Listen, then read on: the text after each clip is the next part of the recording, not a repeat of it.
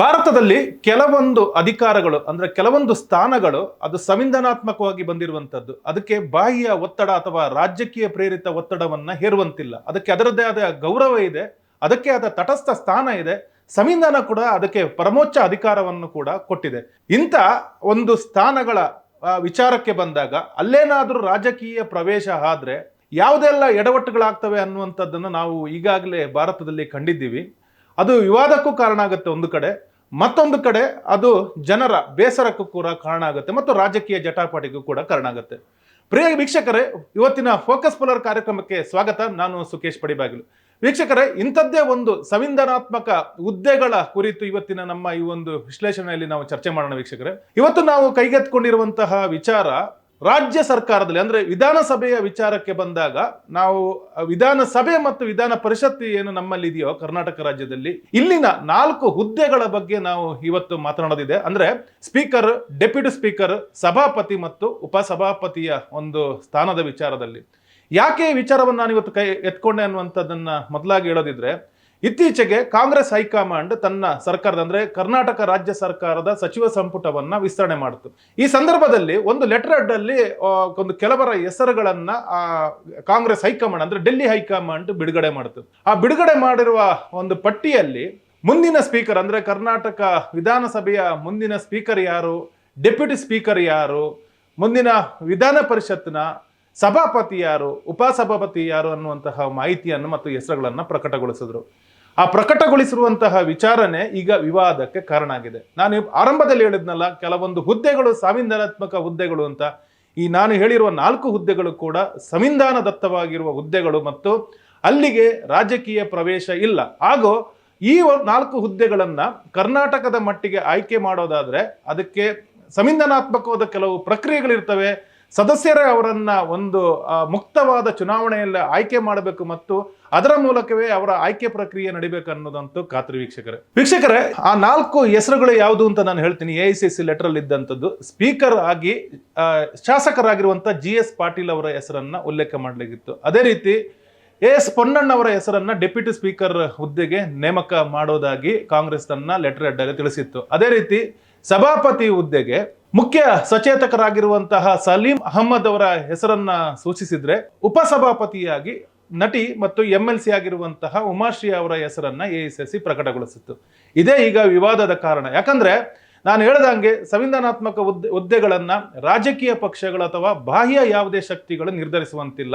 ಸದನದ ಒಳಗೇನೆ ಸದಸ್ಯರೇ ಅವರನ್ನ ಆಯ್ಕೆ ಮಾಡಬೇಕು. ಅಂದ್ರೆ ಒಂದು ಬಾರಿ ಅಧಿವೇಶನ ಆರಂಭಗೊಂಡ ಬಳಿಕ ಅವರೆಲ್ಲರೂ ಸೇರ್ಕೊಂಡು ಅಂದ್ರೆ ಅಲ್ಲಿನ ಸದಸ್ಯರೇ ಯಾರಿದಾರೋ ಅವರು ಒಮ್ಮತದ ಮೂಲಕ ಅಥವಾ ಚುನಾವಣೆ ಮೂಲಕ ಅಲ್ಲಿ ಮತ ಮಾಡುವ ಮೂಲಕ ಅಂದ್ರೆ ಮತ ಚಲಾಯಿಸುವ ಮೂಲಕ ಈ 4 ಹುದ್ದೆಗಳನ್ನ ಆಯ್ಕೆ ಮಾಡಿಕೊಳ್ಳಬೇಕಾಗುತ್ತೆ. ಹೀಗಾಗಿ ಈ ವಿಷಯವನ್ನು ಮುಂದಿಟ್ಟುಕೊಂಡು ಕರ್ನಾಟಕದ ವಿಪಕ್ಷಗಳಾದ JDS ಹಾಗೂ BJP ಒಂದು ಸಣ್ಣ ಹೋರಾಟವನ್ನೇ ಆರಂಭಿಸಿದೆ. ವೀಕ್ಷಕರೇ, विधान परिषद के सभापति ऑलरेडी है, उनका टर्म भी कंप्लीट नहीं हुआ.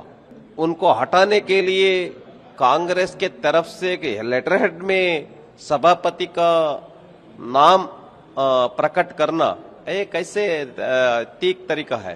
इसलिए मैं बोलना चाहता हूं, ये कांग्रेस प्रदेश के प्रेसिडेंट के नाम तय करते हैं ना, वैसे लेटर हेड में तय करके मीडिया को भेजा, कांग्रेस MLAs को MLC को भेजा, चीफ मिनिस्टर को भेजा. ये ठीक नहीं है. सभापति तय कौन करते हैं? सभी MLC लोग तय करते हैं. स्पीकर का लोग स्थान कौन करते हैं? सभी पार्टी के विधायक तय करते हैं. लेकिन आप कांग्रेस पार्टी कैसे तय किया, कैसे प्रकट किया नाम? ये अनडेमोक्रेटिक है, अनकॉन्स्टिट्यूशनल है. इसलिए कांग्रेस पार्टी क्षमा मांगना चाहिए, ऐसा मैं बोलना चाहता हूं. काउंसिल चेयरमैन पोस्ट पार्टी का पोस्ट नहीं, वो कॉन्स्टिट्यूशन का पोस्ट है, संविधानात्मक हुद्दा है. उस हुद्दा में पार्टी पॉलिटिक्स करना वो अच्छा नहीं होता है. संविधान को संविधान के ऊपर अपचार होता है. ये पार्टी पोस्ट है क्या? मेजॉरिटी चेंज होने के बाद सभापति चेंज होना ऐसा नहीं है. एक बार छोड़ करके आज तक सभी सभापति उनको टर्म पूरा किया। ಈ ವಿವಾದ ಎಷ್ಟರ ಮಟ್ಟಿಗೆ ಜೋರಾಗಿದೆ ಅಂದ್ರೆ ವಿಪಕ್ಷಗಳ ನಾಯಕರು ಸತತವಾಗಿ ಈ ಒಂದು ಕಾಂಗ್ರೆಸ್ನ ಒಂದು ನಿರ್ಧಾರವನ್ನು ಖಂಡಿಸ್ತಾ ಇದ್ರೆ ಕಾಂಗ್ರೆಸ್ ಇದನ್ನು ಸಮರ್ಥನೆ ಮಾಡ್ಕೊಳ್ತಿದೆ. ಯಾವ ರೀತಿ ಅಂದ್ರೆ ನಾವು ಹೆಸರುಗಳನ್ನೇ ಸೂಚಿಸಿದೀವಿ, ಆದ್ರೆ ಅವರ ನೇಮಕ ಪ್ರಕ್ರಿಯೆ ಸದನದ ಒಳಗೇನೆ ಸಂವಿಧಾನಾತ್ಮಕವಾಗಿ ನಡೆಯಲಿದೆ ಅನ್ನುವಂತಹ ಒಂದು ಸಬೂಬನ್ನು ಕೂಡ ಕೊಡ್ತಾ ಇದೆ. ವೀಕ್ಷಕರ, ಈಗ ನಾವು ಸಂವಿಧಾನಾತ್ಮಕ ಅಂತೇಳಿ ಸತತವಾಗಿ ನಾನು ಆಗದಿಂದ ಹೇಳ್ತಾ ಇದ್ದೀನಿ. ಹಾಗಾಗಿ ಸಂವಿಧಾನಾತ್ಮಕವಾಗಿ ಅದು ಸಂವಿಧಾನದ ಒಳಗೆ ಅದನ್ನು ಎಲ್ಲಿ ಉಲ್ಲೇಖಿಸಲಾಗಿದೆ ಅನ್ನುವಂತಹ ಮಾಹಿತಿಯನ್ನು ಕೊಡೋದು ಕೂಡ ಅತ್ಯಗತ್ಯ. ಭಾರತದ ಸಂವಿಧಾನದ ಆರ್ಟಿಕಲ್ 178 ಮತ್ತು 182ರಲ್ಲಿ ಸ್ಪಷ್ಟವಾಗಿ ಸ್ಪೀಕರ್, ಡೆಪ್ಯೂಟಿ ಸ್ಪೀಕರ್ ಮತ್ತೆ ಸಭಾಪತಿ ಮತ್ತು ಉಪಸಭಾಪತಿಯನ್ನು ಯಾವ ರೀತಿ ನೇಮಕ ಮಾಡಬೇಕು ಅನ್ನುವಂತಹ ಒಂದು ವಿಚಾರವನ್ನ ಉಲ್ಲೇಖಿಸಲಾಗಿದೆ. 178ರಲ್ಲಿ ಸ್ಪೀಕರ್ ಮತ್ತು ಡೆಪ್ಯೂಟಿ ಸ್ಪೀಕರ್ ಬಗ್ಗೆ ಹೇಳಿದ್ರೆ 182ರಲ್ಲಿ ಸಭಾಪತಿ ಮತ್ತು ಉಪಸಭಾಪತಿ ಬಗ್ಗೆ ಹೇಳಿದೆ. ಆ ಒಂದು ಆರ್ಟಿಕಲ್ಗಳ ಪ್ರಕಾರ ಈ 4 ಹುದ್ದೆಗಳೇನಿದಾವೋ ಅದು ಸದನದ ಒಳಗೆ ಆಯ್ಕೆಯಾಗಿರ್ಬೇಕು, ಸದನದ ಸದಸ್ಯರೇ ಆಯ್ಕೆ ಮಾಡಬೇಕು, ಬೇರೆ ಯಾರಿಗೂ ಇದಕ್ಕೆ ಅವಕಾಶ ಇಲ್ಲ. ಅಂದ್ರೆ ನಾವೀಗ ಏನು ವಿವಾದಕ್ಕೆ ಕಾರಣ ಆಗಿದೆ ಅಂತ ಹೇಳ್ತೀವಲ್ಲ, AICC ಲೆಟರ್ ಹೆಡ್ ಅಲ್ಲಿ ಒಂದು ಹೆಸರುಗಳನ್ನು ಕೊಟ್ಟಿದಾರಲ್ಲ, ಅದು ಈ ಒಂದು ಆರ್ಟಿಕಲ್ ಪ್ರಕಾರ ತಪ್ಪು. ಯಾಕಂದ್ರೆ ಈ ಒಂದು AICC ಏನಿದೆಯಲ್ಲ, ಕಾಂಗ್ರೆಸ್ ಹೈಕಮಾಂಡ್ ಅಂತ ನಾವೇನು ಹೇಳ್ತೀವೋ, ಡೆಲ್ಲಿಯಿಂದ ಇವರು ಸ್ಪೀಕರ್, ಇವರು ಡೆಪ್ಯೂಟಿ ಸ್ಪೀಕರ್ ಅನ್ನುವಂಥದ್ದನ್ನು ಕೊಟ್ಟಿರುವಂತದ್ದು ಮೇಲ್ನೋಟಕ್ಕೆ ತಪ್ಪು ಅಂತ ಅನಿಸುತ್ತೆ ವೀಕ್ಷಕರು. ಈಗ ನಾವು ಒಂದು ವಿಚಾರವನ್ನ ನಾವು ಮುನ್ನೆಲೆಗೆ ತಗೊಳ್ಳೇಬೇಕಾಗುತ್ತೆ. ಈ ರೀತಿ ನಡೆಯುವಂಥದ್ದು ಮೊದಲ ಅನ್ನುವಂಥ ಒಂದು ಪ್ರಶ್ನೆ ಕೂಡ ನಮ್ಮ ಮನಸ್ಸೊಳಗೆ ಉದ್ಭವಿಸುತ್ತೆ ವೀಕ್ಷಕರು. ಇದು ಖಂಡಿತ ಅಲ್ಲ. ಆದ್ರೆ ಯಾರು ಕೂಡ ಇದುವರೆಗೆ ಲೆಟರ್ ಹೆಡ್ ಅಲ್ಲಿ ಅಥವಾ ಪಕ್ಷದ ಲೆಟರ್ ಹೆಡ್ ಅಲ್ಲಿ ಈ ರೀತಿಯಾಗಿ ಹೆಸರನ್ನ ಪ್ರಕಟಿಸಿರುವಂತದ್ದಿಲ್ಲ. ನಮಗೆ ಆ ರೀತಿಯ ಒಂದು ದಾಖಲೆಗಳು ಎಲ್ಲಿ ಹುಡುಕಾಡಿದ್ರು ಸಿಗೋದಿಲ್ಲ. ಹಾಗಾಗಿ AICC ವಿಚಾರಕ್ಕೆ ಬಂದಾಗ ಇದು ಮೊದಲ ಘಟನೆ ಅಂತಾನೆ ಹೇಳ್ಬಹುದು. ಆದರೆ ಎಲ್ಲಾ ರಾಜ್ಯಗಳಲ್ಲೂ ನಮ್ಮ ಲೋಕಸಭೆ ವಿಚಾರಕ್ಕೆ ಬಂದಾಗಲೂ ಸ್ಪೀಕರ್ ಅಥವಾ ಡೆಪ್ಯೂಟಿ ಸ್ಪೀಕರ್ ಅನ್ನ ಆಯ್ಕೆ ಮಾಡುವಂತಹ ವಿಚಾರಕ್ಕೆ ಬಂದಾಗ ಆಯಾ ಪಕ್ಷಗಳೇ ತೀರ್ಮಾನ ಮಾಡುವಂಥದ್ದಂತೂ ಸತ್ಯನೇ. ಯಾಕಂದ್ರೆ ಈಗ ಸೆಂಟ್ರಲ್ ಗೌರ್ಮೆಂಟ್ ವಿಚಾರಕ್ಕೆ ಬಂದಾಗ ಅಲ್ಲಿ NDA ಪವರ್ನಲ್ಲಿದೆ. NDA ಪವರ್ನಲ್ಲಿದ್ದಾಗ ಅವರು ಒಂದಿಷ್ಟು ಜನರಿಗೆ ಖಾತೆಗಳನ್ನ ಹಂಚಿ ಒಬ್ಬ ಹಿರಿಯ ನಾಯಕನನ್ನ ಸ್ಪೀಕರ್ ಹುದ್ದೆಗೆ ಅಂತೇಳಿ ಮೀಸಲಿಡ್ತಾರೆ. ಆದ್ರೆ ಅವರು ಮೊದಲು ಪ್ರಕಟ ಮಾಡೋದಿಲ್ಲ. ಅವರಿಗೆ ಖಂಡಿತ ಗೊತ್ತಿರ್ತದೆ ಆ ಪಕ್ಷದ ಹೈಕಮಾಂಡ್ ಏನು BJP ಅಂತಂದ್ರೆ BJP ಹೈಕಮಾಂಡ್ ಇವರು ಸ್ಪೀಕರ್ ಆಗಲಿ ಮುಂದಿನ ಅನ್ನುವಂಥ ಒಂದು ತೀರ್ಮಾನಕ್ಕೆ ಮೊದಲೇ ಬರುತ್ತೆ. ಅಂದ್ರೆ ಪಕ್ಷದ ಸಭೆಯೊಳಗೆ ಈ ತೀರ್ಮಾನ ಆಗುತ್ತೆ. ಅದೇ ರೀತಿ ಕಾಂಗ್ರೆಸ್ ಕೂಡ ಇಷ್ಟು ವರ್ಷಗಳ ಆಡಳಿತದಲ್ಲಿ ಕಾಂಗ್ರೆಸ್ ಪಕ್ಷ ಕೂಡ ಸೆಂಟ್ರಲ್ ಅಧಿಕಾರದಲ್ಲಿ ಇರುವಾಗಲಿ, ಕರ್ನಾಟಕ ರಾಜ್ಯದಲ್ಲಿ ಅಧಿಕಾರದಲ್ಲಿ ಇರುವಾಗಲಿ ಈ ಒಂದು ಸ್ಪೀಕರ್ಗಳ ಹುದ್ದೆಯನ್ನ ಪಕ್ಷದ ಸಭೆಯೊಳಗೆ ನಿರ್ಧಾರ ಮಾಡಿರ್ತಾರೆ. ಇವರೇ ಸ್ಪೀಕರ್ ಆಗ್ತಾರೆ ಮತ್ತು ಇವರು ಡೆಪ್ಯೂಟಿ ಸ್ಪೀಕರ್ ಆಗ್ತಾರೆ, ಸಭಾಪತಿ ಆಗ್ತಾರೆ, ಉಪಸಭಾಪತಿ ಆಗ್ತಾರೆ ಅಂತಲೇ ತೀರ್ಮಾನ ಮಾಡಿರ್ತಾರೆ. ನಾವು ಹಿಂದೆನೂ ನೋಡಿರ್ಬೋದು, UT ಖಾದರ್ ಅವರು ಇಂದಿನ ಸಿದ್ದರಾಮಯ್ಯ CM ಆಗಿದ್ದ ಅವಧಿಯಲ್ಲಿ ಅವರು ಸ್ಪೀಕರ್ ಆಗಿದ್ರು.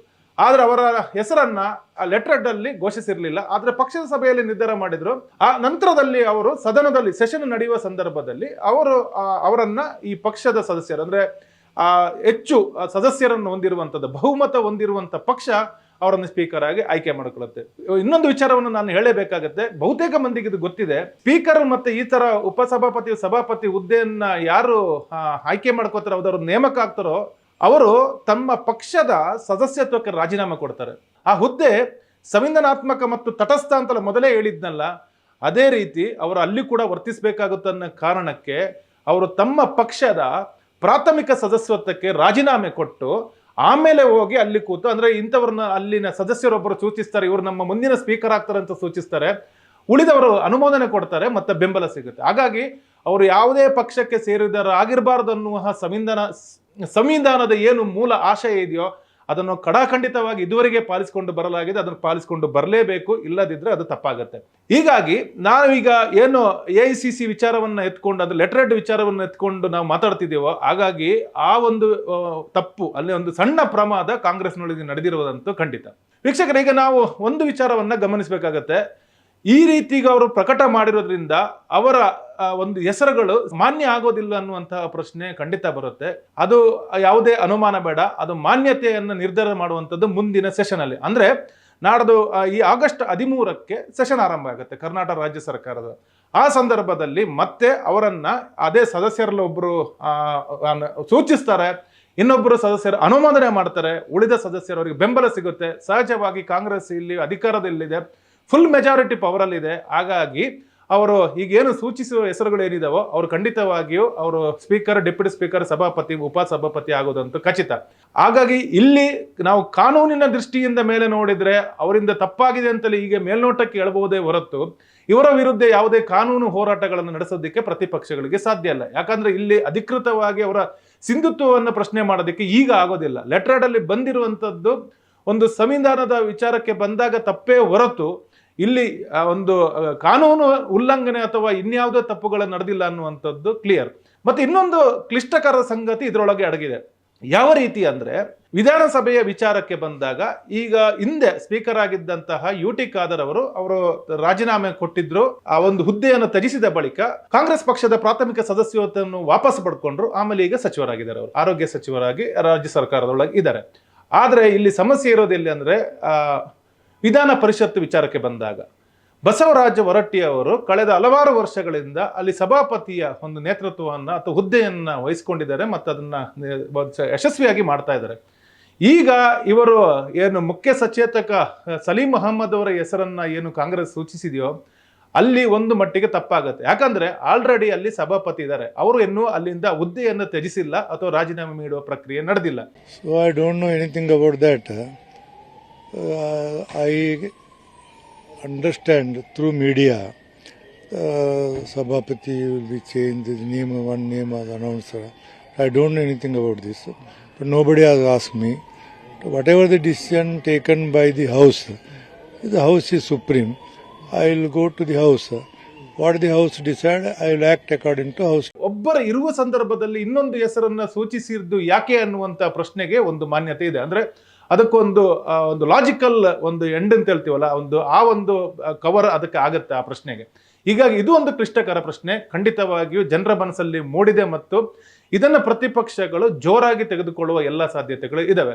ಯಾಕಂದ್ರೆ ಈಗ 13ರಂದು ಏನು ಸೆಷನ್ ಆರಂಭ ಆಗುತ್ತಲ್ಲ, ಖಂಡಿತವಾಗಿ ಇದೇ ವಿಚಾರದಲ್ಲಿ ಜೋರಾಗಿ ಸದನದೊಳಗೆ ಗಲಾಟೆ ನಡೆಯುವ ಸಾಧ್ಯತೆ ಇದೆ.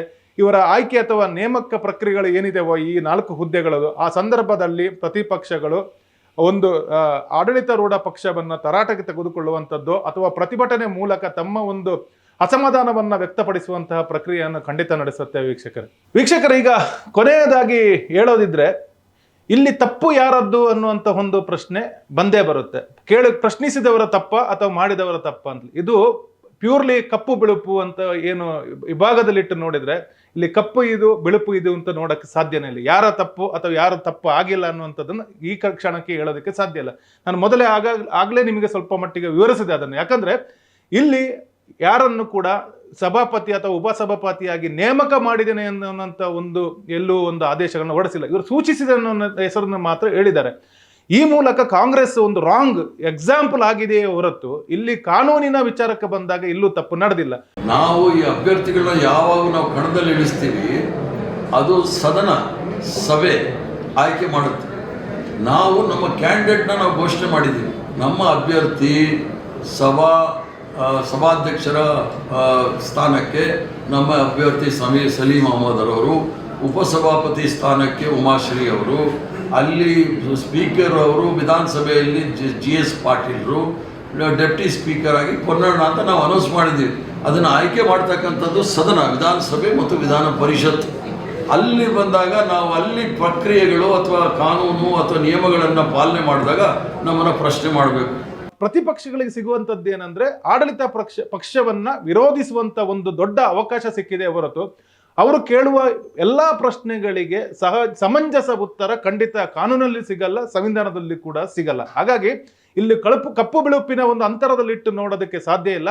ಆದ್ರೆ ಕಾಂಗ್ರೆಸ್ ಈ ವಿಚಾರದಲ್ಲಿ ಒಂದು ಕೆಟ್ಟ ಸಂಪ್ರದಾಯವನ್ನ ನಾಂದಿ ಹಾಡಿದೆ ಮತ್ತು ಅಲ್ಲೊಂದು ಸಣ್ಣ ತಪ್ಪು ಮಾಡಿದೆ ಅನ್ನುವಂಥದ್ದನ್ನು ಮಾತ್ರ ಜನ ಗಮನಿಸಿದ್ದಾರೆ. ಅದನ್ನ ಅವರು ಸರಿಪಡಿಸಿಕೊಳ್ಬೇಕಾದ ಒಂದು ಜವಾಬ್ದಾರಿ ಆ ಪಕ್ಷದ ಹಿರಿಯ ನಾಯಕರ ಮೇಲೆ ಇದೆ. ಪ್ರಿಯ ವೀಕ್ಷಕರೇ, ಇದು ಇವತ್ತಿನ ನಮ್ಮ ಫೋಕಸ್ ಬುಲ್ಲರ್. ನಾಳೆ ಮತ್ತೆ ಇದೇ ರೀತಿಯ ಒಂದು ವಿಶೇಷ ಸಂಚಿಕೆಯಿಂದ ನಿಮ್ಮ ಮುಂದೆ ಬರ್ತೀನಿ. ಅಲ್ಲಿ ತನಕ ನಮಸ್ಕಾರ.